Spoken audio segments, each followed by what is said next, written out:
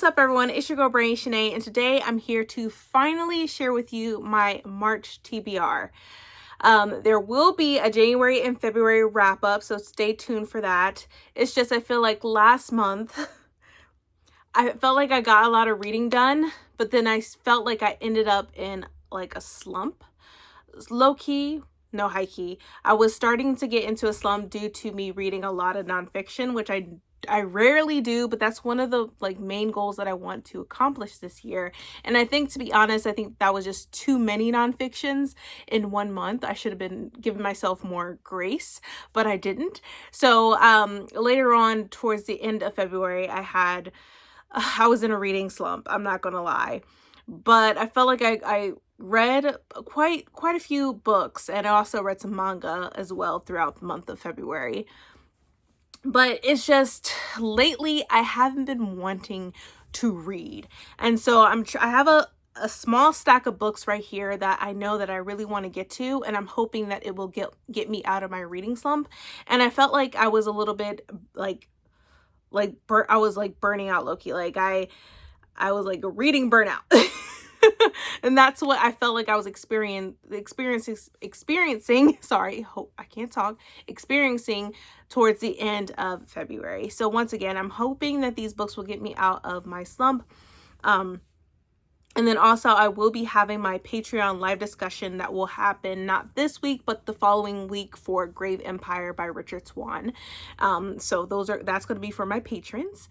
And so without further ado, let's go ahead and get started with my March TBR. So the first book, I'm really excited to read this. I know Gabby from The Curious Owl, and I know my coworker has been talking about this book, and it was one of his favorite books of 2025. And so I am ready and prepared to read and step into the book by M.L. Wong, and that is Blood Over Brighthaven.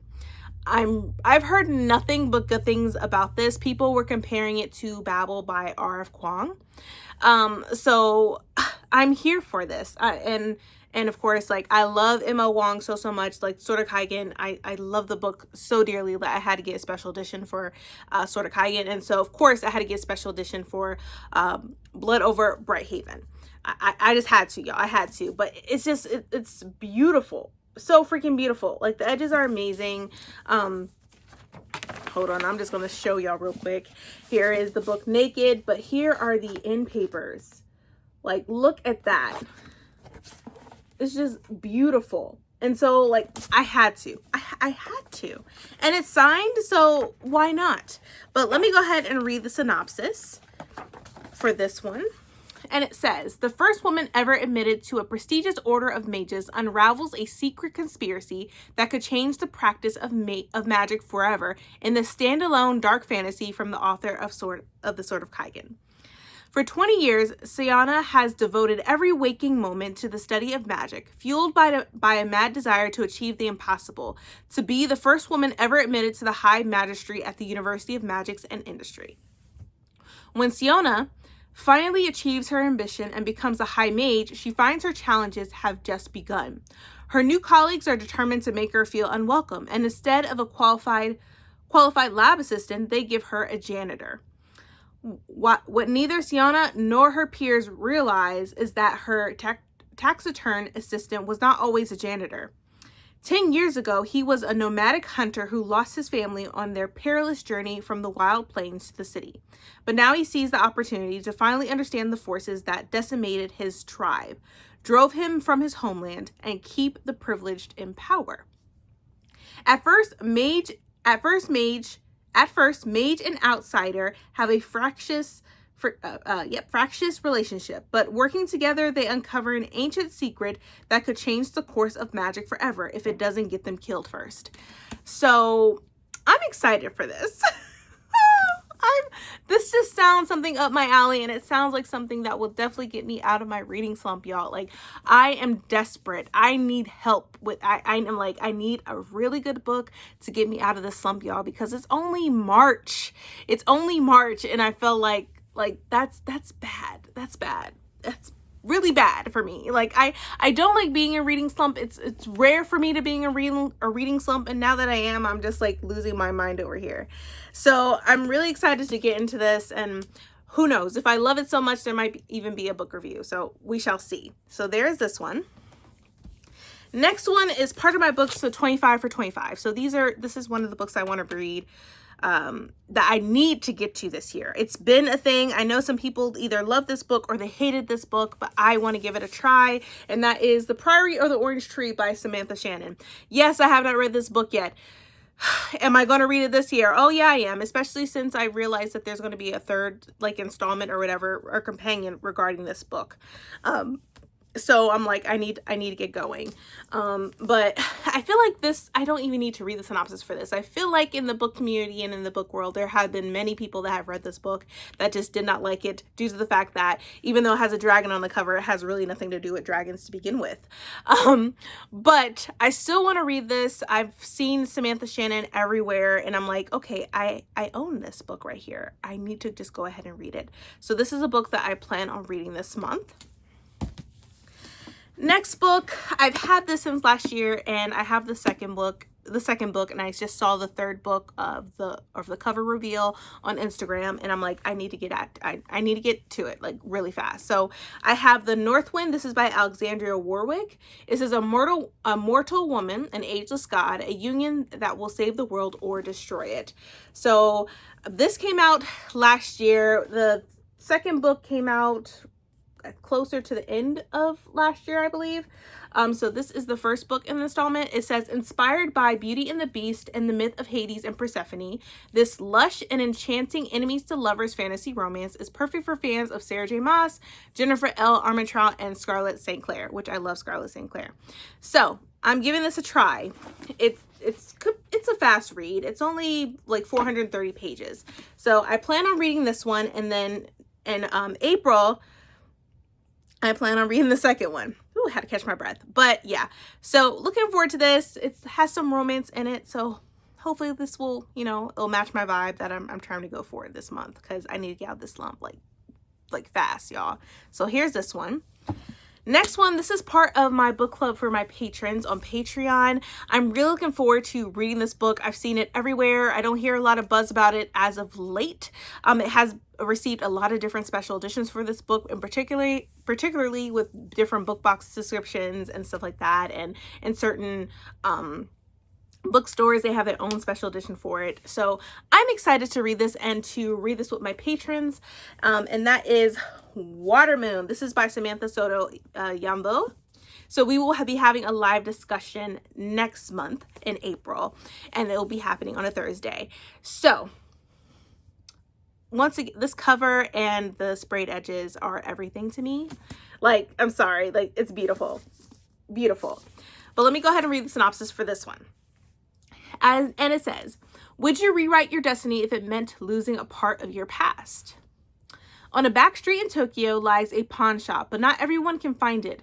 Most will see only a cozy ramen restaurant, and just the chosen ones, those who are lost, will find a place to pawn their life choices and deepest regrets. Hana Ashokawa wakes on her first morning as the pawn shop's new owner to find it ransacked, the shop's most precious acquisition stolen, and her father missing. And then into the shop stumbles a charming stranger, quite unlike other customers, for he offers help instead of seeking it. Interesting. Together they must journey through a mystical world to find Hana's father and the stolen choice. Through rain puddles, hitching rides on paper cranes, across the bridge between midnight and morning, and through a night market in the clouds.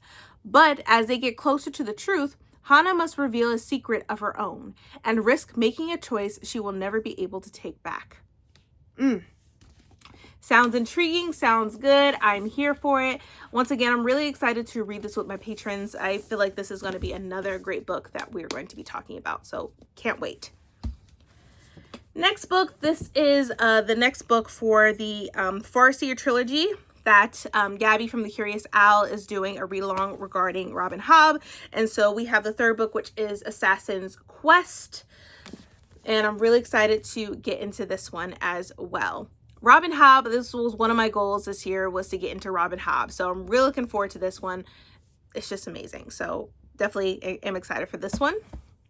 And last but not least, there may be another few books that I may add to this pile later on in the month. Who knows? It depends on if I'm out of this reading slump, y'all. But we have Mbessa, Chosen of the Wolf. This is by C.L. Clarke. This is from Arcane Leagues of Legends, which I haven't even read or watched Arcane. But I saw this cover and I'm like, bet. I want to read this. She looks like a beast. Like, I love it. I love this cover to death. And so for this one, it says, from the universe of Arcane League of Legends, the award-winning animated series now on Netflix, comes a story that has never been told before. The story of how Mbessa Medarda rose to power. The throne belongs to her and she will claim it. Mbessa Medarda, warrior general mother. She is a woman to be feared, and the Medardas are unrivaled in their pursuit of glory. She has led conquest in armies. She has slain legendary beasts. She has made grave sacrifices in her ascent through the ranks. And for this, she was rewarded. She entered the realm of death and was granted a vision of herself upon the throne of the vast Noxian Empire. But before she can lead her empire, she must become head of her own clan. Yet the title is contested by her cousin and former confidant, Tafik. He knows the bloody sins of Mbessa's past, and he knows he cannot allow her to rise. They will fight a war for the very soul of the Medardas. But the war won't be fought on battlefields alone. Mbessa's daughter Mel can deftly break through the walls around anyone's heart, and she'll put her talents to use for her mother. Yet despite Mel's strength, Mbessa sees only a child who lacks the necessary killer instincts. Mel knows she can be the leader her mother wants her to be, if only Mbessa would give her time. With Mbessa's family betraying her, enemies closing in on all sides, and unseen forces moving in the shadows, every day proves more dangerous than the last. But Mbessa will not bow. She will burn the world down to claim her place in it. And then it says, a wolf has no mercy. So doesn't Mbessa sound like a beast? Like, I'm excited. I'm really excited. And I'm also excited to know more about her daughter, Mel, as well. Because I feel like there is more to the story when it comes to her daughter, obviously. So I'm here for it. But that is it. These are all the books that are released so far that I plan on reading for March. There may be more to come. First, I want to get through these and then see how I feel. Once again, my main goal is to get out of this reading slump because I feel like it's really bad. Like it's been so bad. Like I just haven't been wanting to read, and I just been wanting to watch anime. like I'm being 100 with y'all. I'm being completely transparent. I'm letting y'all know, like, burnout and a reading slump is real. Like, it truly is real, and it scares me that I'm already in a slump and it's only March, y'all. It's only March.